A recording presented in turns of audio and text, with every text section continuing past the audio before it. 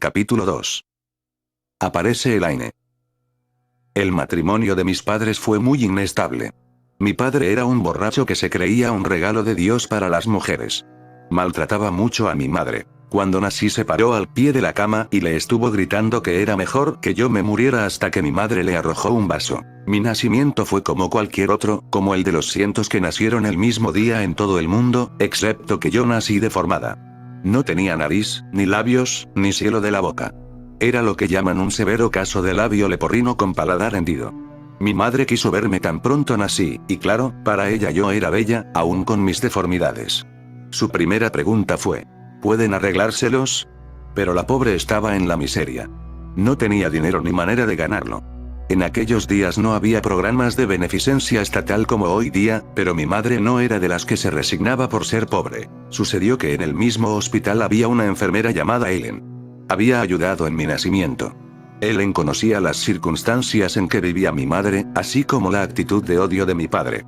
No era una enfermera cualquiera, sino una poderosa bruja y miembro de lo que se había convertido en una de las más poderosas pero menos conocidas sectas en nuestro país. Esta secta se autodenomina la Hermandad y rinde adoración a Satanás. Ellen era, en aquel momento, lo que la secta llama persona de contacto.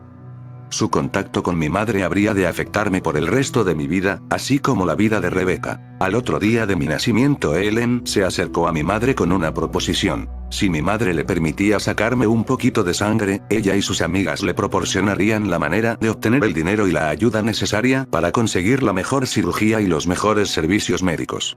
Mi madre no entendía por qué Ellen hacía todo aquello por algo al parecer tan insignificante. Aparentemente no entendió el significado de lo que Ellen le explicaba. Pero, como no parecía haber otra fuente a donde acudir en busca de la ayuda que desesperadamente necesitaba, y como Ellen le reiteraba que jamás me haría daño, mi madre accedió a la proposición. Ellen era una joven atractiva que parecía de verdad interesada y sincera en su deseo de ayudarme a mí y a mi madre. Lo que no le explicó a mi madre fue que mi sangre constituía para ella una venta bien importante. El frasquito con la sangre que me sacaron fue entregado a una mujer llamada Grace. Grace pertenecía también a la secta satánica. Era lo que llamaban gran sacerdotisa. La venta de mi sangre otorgaría a Grace más poder, más actividad y una más alta posición en la secta. Ellen, también, obtendría más poder con aquella transacción. Ellen me sacó la sangre y se la entregó a Grace. Grace entonces bebió mi sangre durante una ceremonia que concedía a ella y a Satanás posesión de mi persona, y me abría como morada de muchos demonios desde ese momento en adelante. Grace, por orden de Satanás, envió a mí espíritus que habrían de modelar y conformar mi vida, mi personalidad y mi futuro. Mi madre no era cristiana, ni tampoco sabía que lo que había hecho me convertía en persona marcada y observada por los satanistas, y que, más tarde, resultaría en mi participación en el culto. Si lo hubiera sabido, nunca hubiera dicho que sí, que podían sacarme aquella pequeña cantidad de sangre. Tiempo después, ya como miembro de la secta, habría de presenciar varias de aquellas ventas y siempre me dolía pensar en las consecuencias en la vida del recién nacido. Satanás había obtenido una valiosa prenda, una recién nacida en la que demonios y espíritus podrían hallar albergue y que habría de crecer y ser poderosa y ágil en la vida. A medida que fui teniendo conciencia de mí misma, aún en mis más tempranos días, sabía que algo extraordinario sucedía dentro de mí, aunque no sabía lo que era. 4 días después de mi nacimiento, le dijeron a mi madre que me llevarían a un enorme centro médico. Allí me sometieron a varias operaciones, muchísimas. Es más, fueron 16 años de cirugía plástica para construirme un rostro.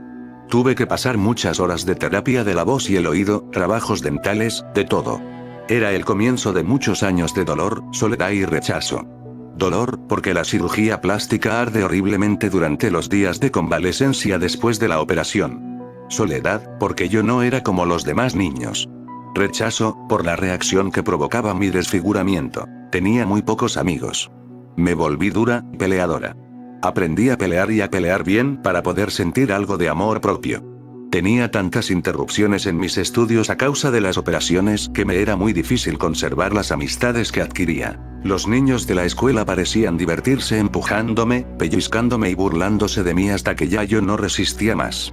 Cambiaba de escuela con tanta frecuencia que nunca fui a la misma escuela 2 años seguidos. Mis padres pensaban que era mejor no tener que enfrentarme al mismo grupo un segundo año. Pero me volvía a encontrar con los mismos niños todas las veces.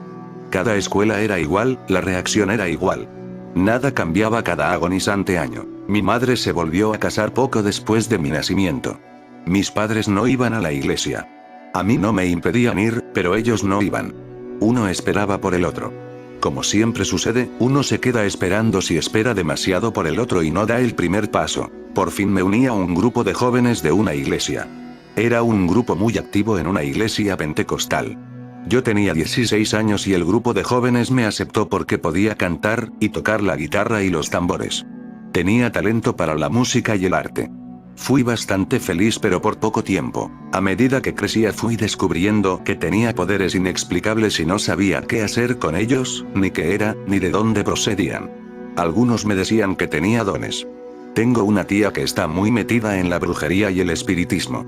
A veces nos llevaba a su casa para mostrarnos algunos juegos de magia.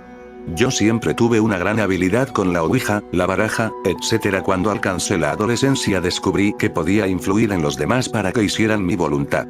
Y tenía también más fuerza física de lo normal. Recuerdo que en mi primer año de la escuela superior se me acercó una lesbiana que trató de entretenerse conmigo después de la clase de gimnasia. Me entró una furia incontrolable y casi la ahogué en la taza del inodoro.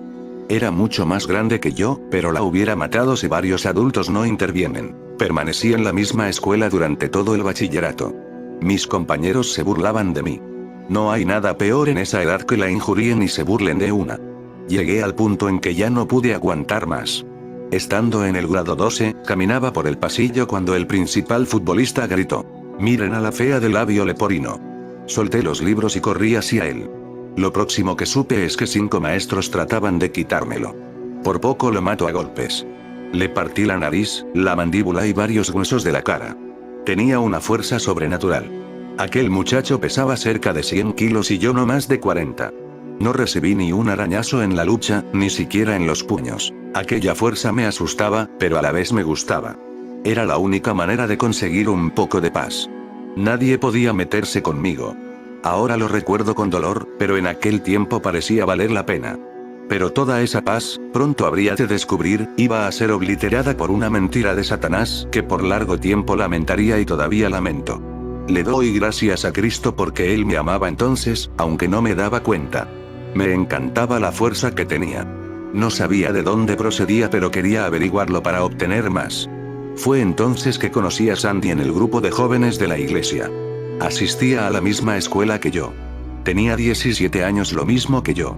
Sandy era reclutadora de la secta satánica y me guió en la siguiente etapa del plan de Satanás para mi vida.